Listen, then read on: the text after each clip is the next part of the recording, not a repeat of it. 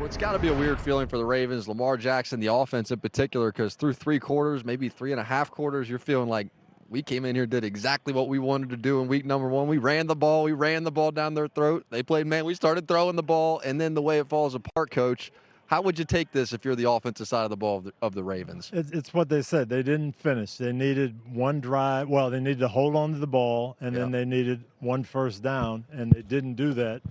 Other than that, the first 3.5 quarters, they're up and down the field. They're running the ball. They're getting the one-on-ones, doing everything they wanted to do. But you got to finish the game. Yeah, and I'm looking at Coach Harbaugh. Excuse me. I'm looking at Coach Harbaugh, and he has to continue to emphasize finishing. And that's something that comes from the head coach. And this just cannot. I mean, they're too talented of a team. This is their Super Bowl window. They have an opportunity to do some special things. And when I see them falling short like this, it's just an undisciplined team. They get comfortable, and they just need that head coach to continue to put that pressure on them and say, guys, you can never get comfortable. I don't care if you have a 15-point lead, you got to continue to finish, and I think that comes from the head coach. And you had mentioned already this season you felt like that had been some of their shortcomings, in particular in the playoffs, was some of those similar mistakes. Is that some of the same things you saw tonight? Yeah, it's just it's a mindset. Okay, whether you're up 15 points or not, you can never relax. You can never just say, Coach, okay, we're good. It's only 4 minutes left. You're playing against Josh Allen. You're playing against a team that's super explosive. They got an unbelievable quarterback that.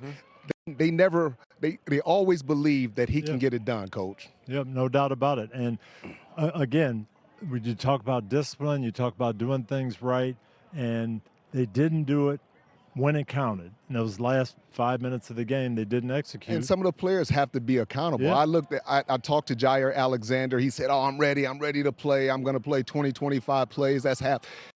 You got to be ready. When your name is called, you have to be ready. And if you don't have post safety help, what are you doing playing outside technique, giving up the inside? It's those little things, but that comes from an experienced defensive coordinator. You know what I mean? So details. The small details, and that's the difference between winning a championship and just being an MVP and not winning a championship. For sure. And as good of a game as Derrick Henry had, he's going to be a first ballot Hall of Famer when this thing's all said and done. That is a 2 hands on the football, as tight as you can get it scenario. Without that fumble, they're probably still going to put this game away. But also felt like the defense, they were doing the same thing, just conservative, cover 2, no pressures, nothing exotic, no moving around. It was just a base defense. And once again, defensive coordinator Zach Orr, I think he's grown as a defensive coordinator, but he has to get better. He has to understand his personnel better, and he has to understand the opposing team's personnel better. Hi, I'm Mike Tirico, and thanks for watching. Make sure to hit subscribe for the latest news and highlights from NBC Sports.